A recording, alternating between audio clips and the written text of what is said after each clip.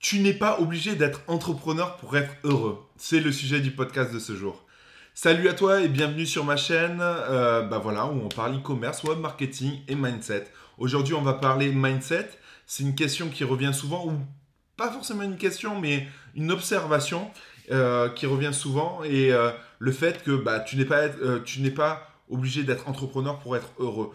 Et oui, c'est une vérité qui est là. Encore une fois, quand vous regardez ce type de vidéo, quand vous regardez les gens qui passent à l'action, qui sont entrepreneurs, qui montent des business comme l'e-commerce, l'infoprenariat ou plein d'autres choses, dites-vous une chose, c'est que il ne faut pas forcément être entrepreneur.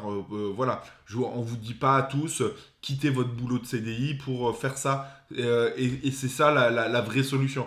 Non, aujourd'hui, moi personnellement, ce que je veux, c'est que vous ayez l'ouverture d'un chef d'entreprise, que vous ayez l'ouverture d'esprit d'un entrepreneur.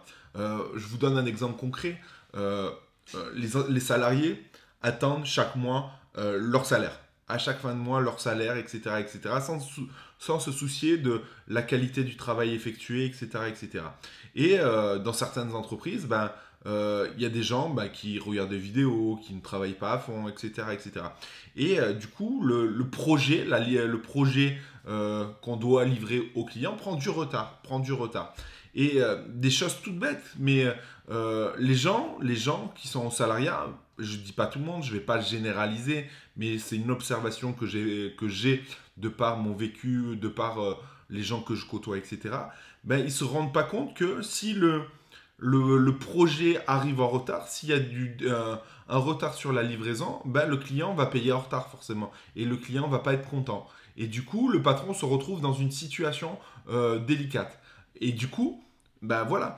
Le salarié, il demande quand même à la fin du mois son salaire, mais le patron, il est entre le fait de sortir le salaire pour les employés et de sortir toutes les autres charges, et le fait qu'il n'ait pas encore reçu les fonds du client parce que le projet il n'est pas terminé.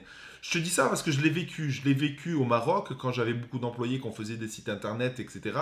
À chaque fin de mois, les employés, ils n'oubliaient pas qu'il fallait leur salaire, mais ils ne pensaient pas que à un moment donné, c'est mathématique. Si tu livres pas comment ça s'appelle, les projets, je peux pas être payé par le client et donc la trésorerie, elle peut ne pas être là pour te payer. Encore une fois, c'est du bon sens et c'est là où je veux vraiment en venir. C'est vraiment que tu aies cette conscience d'entrepreneur et donc cette conscience de faire une qualité de travail ou d'aller de l'avant ou comment dire, d'avoir cette conscience professionnelle. Donc voilà, c'est vraiment de par ces vidéos-là ce que je veux.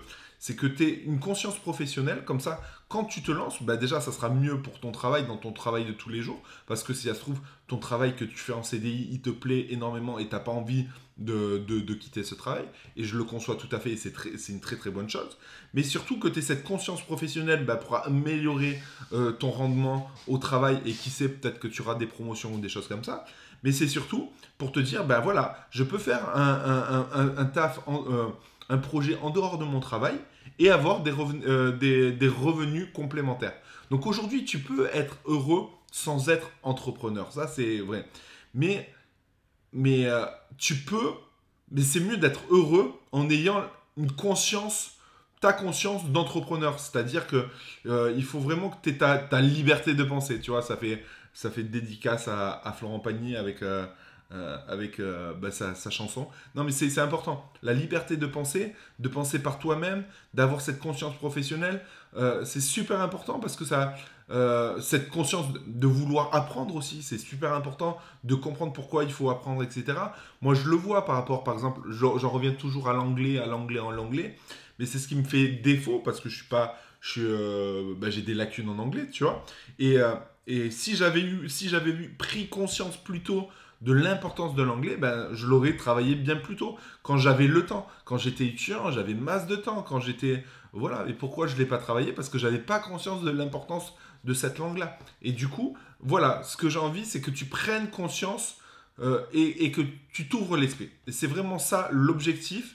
Donc, pour répondre à la question du sujet du podcast, parce que Je sais que si je réponds mal, etc., il y a des gens, il y a les petits haters, ils vont me faire un pouce négatif, ils vont me dire « Oh, t'as pas répondu à la question, etc. » Donc, pour vous, tu n'es pas obligé d'être heureux pour être entrepreneur. Non, tu n'es pas obligé d'être entrepreneur pour être heureux. Ça, c'est un fait et c'est vrai parce qu'il y a des médecins, il y a des avocats. Moi dites-vous une chose, je connais un chirurgien qui fait de l'Amazon FBA et qui continue la chirurgie. Il va arrêter la chirurgie. Pourquoi? Parce qu'il passe trop de temps et il voit plus sa famille.